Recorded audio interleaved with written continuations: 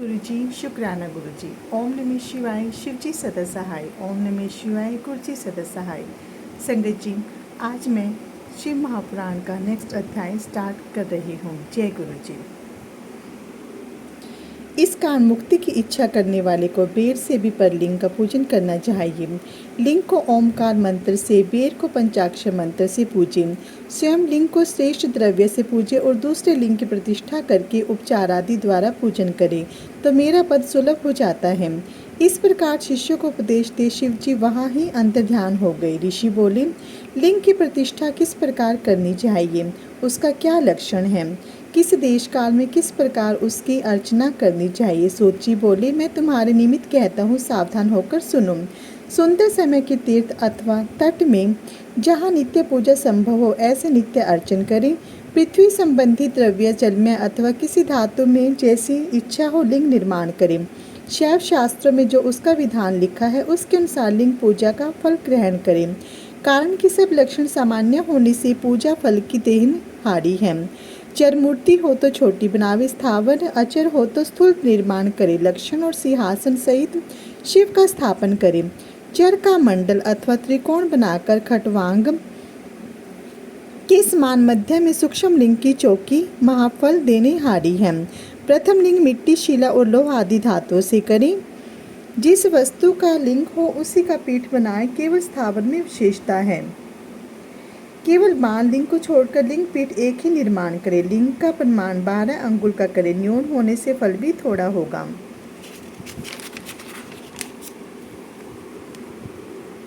अधिक होने में कोई दोष नहीं, अथवा 11 अंगुल भी द्वादश के ही समान है। प्रथम शील विद्या से देवताओं के गण के सहित विमान करावे। उसके भीतर सुंदर स्थानों जो दृढ़ और दर्पण के समान प्रकाशित हो उन्हीं नवरत्नों से भूषित करे। पूर्व और पश्चिम की ओर उसका मुख गृहद्वार बनावे। नील रतन, वैग्रन मणि, शयामर, कतमणि, मोती, मूंगा, प्रवाल, गोमेद, हीरा, यह 9 रतन है।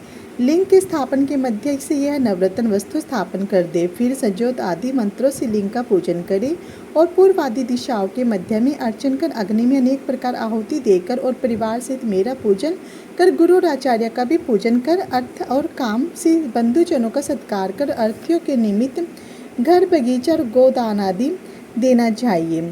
फिर यत्न पूर्वक स्थावर जंग मादि सब जीवों को संतुष्ट कर सुवर्ण और नवरत्न से पूरित यह गर्त में सदोचातीत 5 मंत्रों का उच्चारण कर और पर सुभग देव का ध्यान कर ओमकार के नाद से शोधित कर महामंत्रों को उच्चारण कर उसमें लिंग स्थापन कर फिर लिंग और पीठ को जोड़कर उस लिंग और पीठ को दृढ़ जोड़ने वाले द्रव्य से जोड़ दें। इसी विधि से बेर लिंग की भी स्थापना करें। पंचाक्षर मंत्र से बेर को उत्सव आदि के निमित्त बाहर रखें। बेर लिंग को महात्मा अथवा साधु से ग्रहण करना चाहिए अथवा गुरु से ग्रहण करें। इस प्रकार लिंग और बेर में महादेव की पूजा शिव के पद की देने हारी है।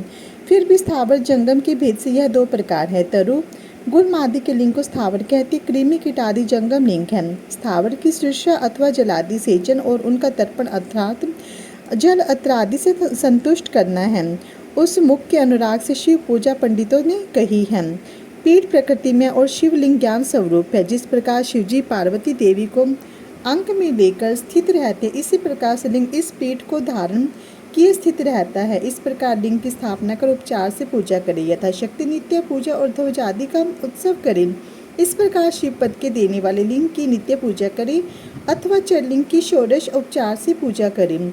यथा योग्य पूजे जो शिवजी के पद की प्राप्ति होती है। आह्वान, आसन, अधर्य, पाद्य, अंग, आचमन, त्रैलोक्य मंत्र, आचमन, वस्त्र, गंध, पुष्प, धूप, दीप से निवेदन करना।